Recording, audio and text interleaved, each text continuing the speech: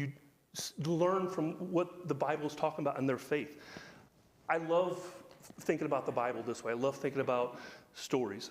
How many times do you think the people that walked through the Red Sea, how many times they told their kids, their grandkids? Can you imagine sitting around the kitchen table being like, man, we walked right through. It was amazing. And that's why as adults and as Christians today, tell your kids, tell your grandkids, tell the people in stores the stories about what God is doing in your life. It is so important. When people hear stories and testimonies, it means so much. Actually, Revelation says they will know him by the blood of the Lamb and the word of our testimony. And I always think that a testimony is so strong. Next part of that verse says, lay aside every weight. Let us throw off everything that hinders and sin that clings. When the writer says throw off that weight, I don't think that he's talking about, not everything that we do or the weight is a sin. Because he uses two different things there. He says the weight and the sin. For instance, is eating bad? No, but too much eating is. Or eating the wrong things is bad. Is working bad? No, we have to work. I like that. He's like, I'm going to answer that question right now. Working's bad. It can be, though, if you work too much. Correct? I know personally, I'll share a sin with you in my life. I work too much. I put too much out instead of my family, instead of my wife. There's times when I'm out, I do lawn care. I'm out all day long in the heat. I come home, take a shower, take a 10-minute speed nap, and then I go out and I coach volleyball. And then I'm here, and then I'm there. In itself, work is not bad. But the things that hinder us, we need to throw those off so that we can run this race without the weight of that. But then there is the sin in our lives. Those are the things that tangle us up, that put ropes around our legs, that tangle us and keep us from moving. I don't know about you, but I know I call them familiar sins. It's those ones that just always seem to keep coming into our life. You wake up one morning, you say, I'm not going to do this, or I'm not going to let this happen, or I'm not going to be prideful. And the first thing you do, you're prideful. I'm not going to argue with my wife. Where's breakfast? First thing we do, it's a familiar sin. Those are the things that tangle us up and keep us from running a good race. Here's another one that I've been seeing a lot of lately, and I'm really bad at it. If I'm doing this, what am I doing? Social media. Yeah, you see kids, they can't look up from their phone long enough. There's adults now. We just can't look up from our phones long enough. We think that next reel or that next, whatever they call them, TikTok reel, shorts, whatever, the next one's going to be fun. The next one's going to be funnier. The next one's going to bring something into my life that really means something. The next thing you know, 4 hours later, right? It happens. It really does. I'm embarrassed. Every Sunday morning before I get to church, my phone goes off and says, this is your screen time for the week. And I'm like, here, don't let anybody see that, because that is really bad. Did you know, jockeys, the horse races, jockeys? How big are those guys? Are they big guys? Little bitty guys, right? Why? So they can get on that horse and not put a lot of weight, not put a lot of burden on that horse. Did you know that jockeys, right before they race, they throw up? That amazed me when I heard that. I was like, what? They already weigh like 50 pounds, and they want to throw up just so they don't weigh 50.1 pounds? That just blew my mind. I was like, what in the world? So back in school, I was one of my favorite things in school was track. I loved running track. I loved running races. I loved being fast, and I loved competing. Every week, we would compete against each other to see who would run in the upcoming meet. And one time, one of my friends, we get down, we're getting ready, and one of the girls was going to do the starting gun. Well, everybody was, taking off their sweats and taking off their backpack. We're getting rid of all the extra weight.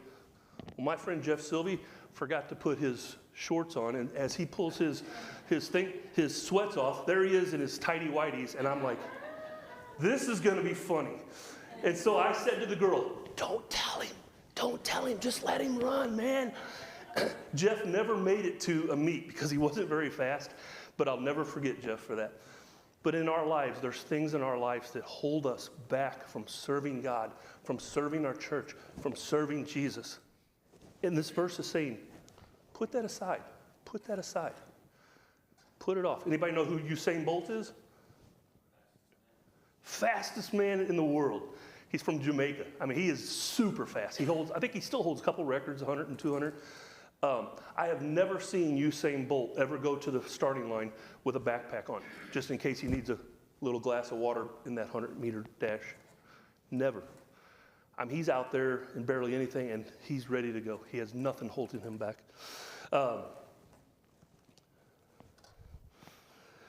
Just get rid of the baggage. It weighs us down, and it entangles us. The writer uses the illustration of a race, and I love this because, like I said, when I was in school, I loved to race. I loved running fast. I wasn't real good at the endurance races, so I was ready. If I could see the finish line, I'm good. But if the finish line didn't come up for 4 laps, forget it. I didn't want to do it. Or cross country, no way. No, it just wasn't for me. There's a couple other verses in the Bible in 1 Corinthians 9:24. We'll run through these real quick. You don't have to turn there, but if you want to write them down, if you're a note taker. Paul compares Christians to athletes. Do you not know that those who run in a race all run, but only one receives the prize? Run in such a way that you obtain it. In Philippians 3:13-14. Keep moving forward. Forget what lies behind and reaching forward to what lies ahead. I press on toward the goal. I don't know about you. I'm this kind of person. I think about my past a lot. Man, I made that mistake yesterday. Oh, I made that mistake. And I have this bill to pay, and I said this stupid thing to my family, and I keep looking back. But this verse is saying, look forward. You won't ever see a sprinter look back. The only time he looks back is when he's almost to the finish line. He looks back to laugh at everybody else that he's beaten. 2 Timothy 4:7-8. Finish the race. Near the end of Paul's life, he says, I have fought the good fight. I've finished the course. I have kept the faith. The goal isn't just to start a race. It's to finish. And for you that are here tonight, I know that maybe it was a sprint to get here tonight. Get everything ready. Get your clothes on. Get your kids fed. Blah, blah, blah. I know Grace, her house is, I love watching their house. It's like she has a system. It's like, we got to do this, got to do that. And now we're going to walk up to the church. You're here. It's a sprint here.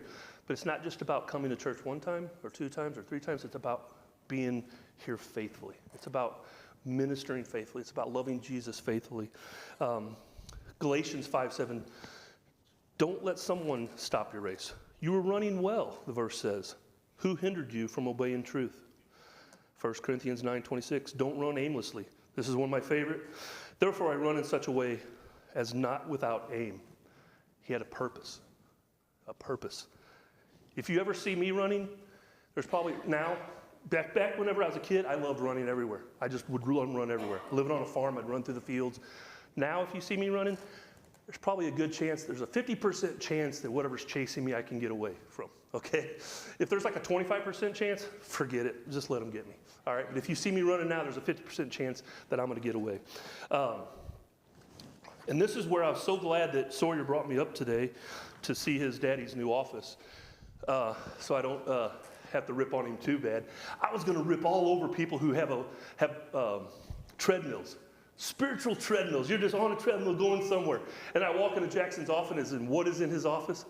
A treadmill. So I can't tell all the jokes I was going to tell about spiritual treadmills tonight. But no, actually, I'm pretty proud of Jackson because he has his computer up there, which I know he does his sermons on, and he's getting his exercise in while he's doing his sermons, and I just think that's a pretty cool thing. But I got on a treadmill one time, and I was like, where am I going? You guys ever think about that? Or you see people, they're jogging, and it's just like, I know they're doing it for exercise, and I should do more jogging, but sometimes make sure you have a purpose. I'm going to jog to the store to pick up some water and jog back home. Again, don't take me wrong. I do not say jogging is bad. So this message tonight is about endurance. I have such a wonderful story, and it's kind of a personal story that I can tell you guys. I messaged this young lady this morning. I played volleyball with her and her mom. She actually was kind of one of those little kids that grew up, and she got older, and then her and her mom and her sisters would all play volleyball with us. They became friends with us. This young lady, so think about, what were you doing November 7th, 2013? You guys think about that? Probably nobody knows what's going This young lady, it was 12 years, 9 months, and 12 days ago. She started running a mile every day. And she has run a mile every day since then.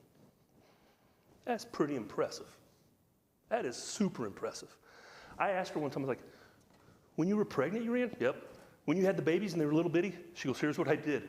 I'd put them in the window, or my husband would be home, but when her husband wasn't home and she had the 3 boys, she'd put her kids like in the window in a little bassinet, and the boys would sit there, and she'd run around the block as fast as she could, and she'd run by the thing or whatever. And I thought, man, that's a little scary. But she's done it for 12 years. You talk about endurance. That is unbelievable endurance. So in this first verse, lay down the weight, untangle yourself from the sin, and start running. It's going to be a long race. Hebrews 12:2, looking to Jesus, or fixing our eyes on Jesus, the founder and perfecter of our faith, who for the joy that was set before him endured the cross, despising the shame, is seated at the right hand of the throne of God. The Christian runner doesn't merely look forward. You got to know where you're going. Here's an example of fixing your eyes on Jesus. One of my favorite stories in the Bible. Matthew 14:28. Jesus is walking on the water. I always found this story interesting. They had just seen Jesus hours a day before, and then they saw him walking on the water, and they didn't know who it was. I'm like, hello? You just seen the guy. And Peter says, well, if it's you, tell me to come to you on the water. And Jesus, I think, with just such an awesome attitude, says, come. What did Peter do? Stepped out of the boat, and he walked on water. Until what? Until he took his eyes off. Until he stopped fixing his eyes on Jesus. And then what happened? He started to sink. And then he called out to God. And immediately, I love that word in the Bible. Anytime you see it, immediately, it is just such a rich thing to say. Immediately, Jesus took care of him and took him out of the water. I have seen picture after picture after picture after picture of this Peter. But what is he always doing? He's always sinking, right? He's always reaching up out of the water, blah, blah, blah. But did you know Peter holds the world record for the longest walking on water by a human being? And you know why? He fixed his eyes on Jesus. You can do amazing things if you fix your eyes on Jesus. And I just thought that story is all about fixing your eyes on Jesus.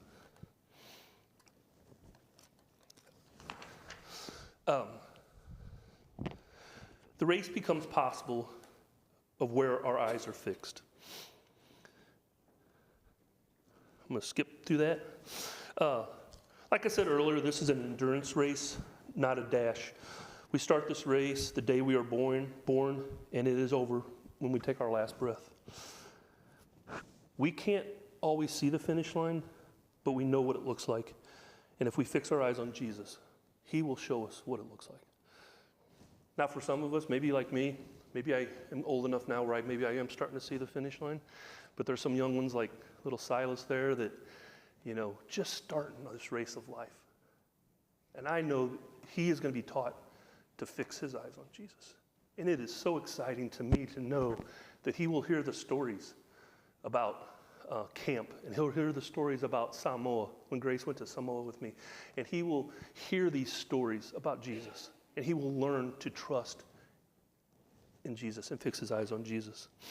But even as we are, wherever you are in life, sometimes it's best to just take a day, take a moment, and just say, okay, I'm going through something in life. Life has really got me down. But you know what? Today is a new day, and I'm going to keep pushing. I'm going to keep running the race. I'm going to endure. The word founder, the Greek word here actually means the one who goes first. So he's the founder and the finisher of our faith. So Jesus went first. He ran the course first. He knows the road. He knows the suffering. He knows the cross. And he knows what the finish line looks like. The word perfecter, he finishes.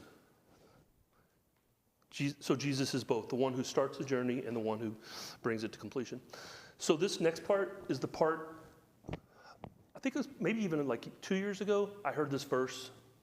Sometimes, have you guys ever heard a verse, but then you hear it later on and it just means so much more to you. I believe the Bible is living.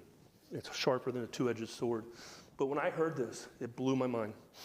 For the joy that was set before him, Christ endured the cross. You guys ever see that movie Despicable Me and the little minions that go, what? That's what I thought about. I was like, are you kidding? What? How can you have joy when you know that you're getting ready to go to a cross and be beaten and die a cruel, horrible death? How can you do that? There's one other person that did that whole what thing. It was my daughter, Grace. Wait a minute, let me make sure. Yes. I told her there was no Santa Claus and we were driving. She goes, what? I'll never forget that. But the joy set before him, he endured the cross. Man, I meditated and thought on that verse and thought on that little part of that verse for days upon end. I love when God shows me something different in a verse, and I love meditating on it. The joy. How can you have joy? That'd be like me saying, hey, tomorrow I get to go to the electric chair. That sounds fun. No, it doesn't. It doesn't sound fun at all. Why? Because he knew that wasn't the finish line. Jesus knows what the finish line looks like, and that's not it. Our suffering is not the finish line. Heaven is the finish line. Jesus is the finish line, right? Being faithful. We will go through suffering, but that is not the finish line. Keep going, press on, press through. Keep your eyes on Jesus. Don't let tough times hold you back. Those are the weights that we need to throw off. Shed those weights. Jesus knew that there was a resurrection coming. Could you imagine knowing, hey, I know I have to endure this, but I know I'm going to be resurrected. I know that I'm going to sit at the right hand of my Father. And we know that too. By reading the Word, we know that we have a time that when we pass, and we know Christ, and we put on Christ in baptism, we too can go into heaven and be with God. The reconciliation was coming. Endure. So the thing I wrote about endure, because it says, fix your eye, or the joy that was set before him, he endured the cross. You want to know what it means to endure? Look to the one who endured. Look to Jesus. Despising the shame. But Jesus considered the joy beyond the cross greater than the shame of the cross. The cross wasn't his defeat, it was his path to victory. Without the cross, there would be no resurrection. And I think the devil that day thought, we got him. And Jesus said, oh, this is just the beginning. This is where it gets good. This is where I get to be resurrected 3 days from now. Defeat death. O death, where is thou sting? So, I love this illustration, and I was going to have Jackson do it, but I'm joking, I'm not going to. How many of you guys here, this is one of those answering things, how many of you guys here have ever stepped on a Lego barefooted? Anybody? Does it feel good? No. Okay. So my youth, the class back at Twin City, I had like a little illustration. I said, okay, I'm going to pour out 1,000, 2,000, 3,000 Legos here. And I'm going to have mouse traps set all right here. And up at the front up here, I'm going to stick a quarter. How many of you guys would take off your shoes and run across those Legos to get to that quarter? And all of them, except for one kid, of course. You always have that one teenager, I'll do it. Yeah. No, you wouldn't. That's a quarter. But then I raised it to $1. Of course, the girls were like, we're not going to run across Legos, baby. That's dumb. Yeah, I wouldn't do it for $1 either. That'd just be silly. But then I said $1 million. If I put $1 million there, the kids were like, I'll get there first. I will take off my shoes. I'll run across hot coals to get to that $1 million. For me, this race that we're in, called life, this race that we're in, we're going to go through suffering. We're going to go through suffering. We're going to go through stepping on Legos barefooted. We're going to have times in our life that we lose a loved one. We're going to have times in our lives where we can't pay a bill. We're going to have times in our lives where our teenagers are teenagers. Right? We're going to have time in our lives when kids throw up on us. We're going to have times in our lives when we don't get along with our wife or our kids or our teacher, something. But guess what? That's not the end of the race. That's just some of the pain we have to go through to get to the finish line. Number 3, verse 3. Consider him who endured from sinners such hostility against himself, so that you may not grow weary or faint-hearted. I love this. Consider him. Just those 2 words, consider him. Who's him? Jesus. Consider him. Your suffering versus his suffering. Your opposition versus his opposition. Your exhaustion versus his endurance. Your race versus his cross. Have you ever considered him and what Jesus went through? I had an uncle who used to say, if Jesus rose from the dead, you guys know it? No? You can get out of bed. If I missed church because I was out late on a Saturday or whatever, my uncle, if Jesus rose from the dead, you can get out of bed. That was his thing. And it meant something to me. And I was like, yeah, I guess if Jesus went through all that. So I'd come to church and I'd sleep on the pew. I wasn't a very good teenager, I'm just telling you. The writer also knows something else about runners. Sometimes the greatest enemy to a runner isn't failure, it's fatigue. I was always a sprinter, but my coach asked me one time, he goes, can you run the mile? We have a race coming up and I want you to run the mile. Well, if any of you guys know, the mile is a lot longer than a 100-yard dash. 100-yard dash, you run as hard and as fast as you can the whole time. I found that out that you do not do that in the mile. At least I was not supposed to. What do? You pace yourself, you get behind somebody, you run. So this is something that's really, really, really been on my heart. It's something that I feel so blessed to be here with you guys tonight to share with, because it helps me to practice what I preach. Have any of you guys ever heard the word, you may have heard it in even the summer series, koinonia? Anybody ever heard the word koinonia? It's the Greek word in the New Testament, the word that means fellowship, communion, participation, sharing, or partnership. In Christian theology, it often refers to the deep spiritual fellowship believers have with God and with one another. In Acts 2, 30, 41, 42, what happened after they all baptized? They sold their possessions. They met daily. They were there for each other, right? And I love one of the words, I can't quote the whole thing, but it says awe. There was awe. These people stuck together. They had true koinonia. Sometimes at church, we come here and we occupy a space together. I love the illustration that I always give my minister, Pat. I said, Pat, I get tired of sitting in a pew staring at the back of someone's head. For instance, when you were getting ready to lead the music, everybody was talking. There's some nights I'd be like, you know what? This is better than anything that could happen.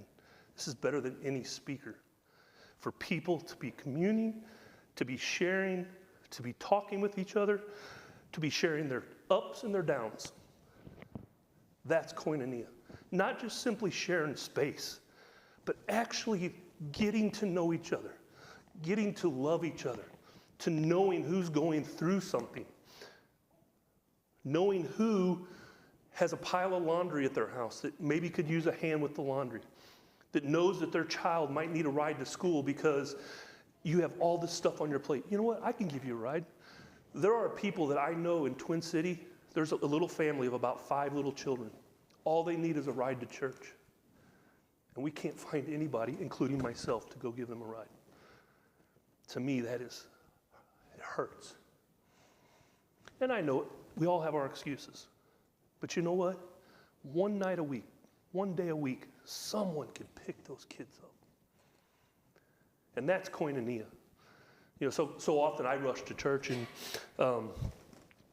let's see here. I'll go there. I don't know if your church doors are like my church doors, but I could be in the car fighting with my wife, arguing with, you guys have met little, well, she's not little anymore, Big Kelly from Samoa. Little girl we kind of adopted from Samoa. Her and I, we get into arguments every once in a while. She's a teenage girl, and it's like, oh, come on, you know, please. I could be fighting with them. I could be worried about my finances, but the second I walk through those church doors, what happens? Sister Mary Martha, how you doing? Da-da-da. Everything's fixed, right? It is. It's just like this wonderful force field. Once you hit those doors, everything's better. Right? I guarantee you, people that walk through those doors, people that are sitting here, are struggling with something. But sometimes all we do is stare at the back of their heads because we just want to share the space because we're supposed to be at church. This is what we're supposed to be.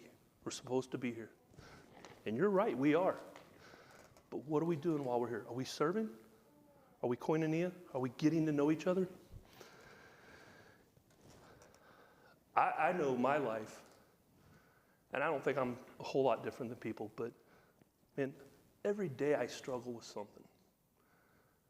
But because I was told by my grandfather and my mother to fix my eyes on Jesus, my days go much better. The way I get through things, I love to sing. So I'll just make up a song, or I call them my truck songs. I can't memorize very much, but there's a few songs I can memorize like one verse, and I just sing that one verse over and over and over. And it's just a wonderful thing.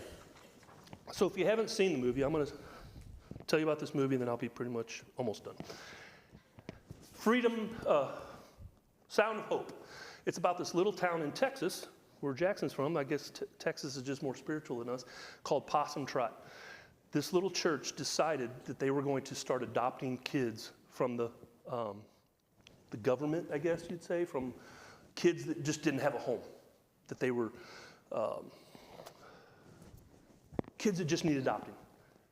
So this preacher and his wife went and they said, we want the worst one. And this little girl had serious problems, but they adopted her. And then the preacher talked about it. And then other people in the church started adopting kids, and adopting them more, and adopting more, and adopting more, and adopting more, to the point where they actually went to the lady at the, I guess it's like a DFS. You guys have DFS down here, Division of Family Services, where you have kids that need homes. They said, we don't have any more to give out. You guys have found homes for all of them. But then something happened. It's hard. It is not easy to adopt a kid that has issues, that has family issues, that has maybe drug issues. So the families started having problems. And they thought about giving these kids back. But you know what the church did? They started helping each other, like I think Acts did. Somebody might go over to somebody's house and say, hey, let me do the laundry for you today. I've got some little bit of time off. And because of that, because they started helping each other and actually being part of each other's lives, this thing was so successful, and they made a movie out of it. I thought that was just amazing.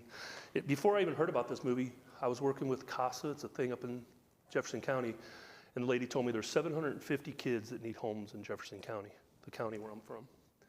And I thought to myself, there's probably over 750 churches. If each church, and I wouldn't say adopt, of course, I would say go for it, adopt them.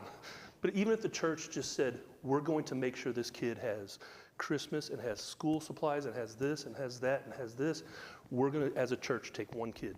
Could you imagine what that would do to the community? Number one, I believe that the community would see that church and see Christians and say, they will know that we are Christians by the love that we have for each other. I think people would start seeing Jesus in a different light.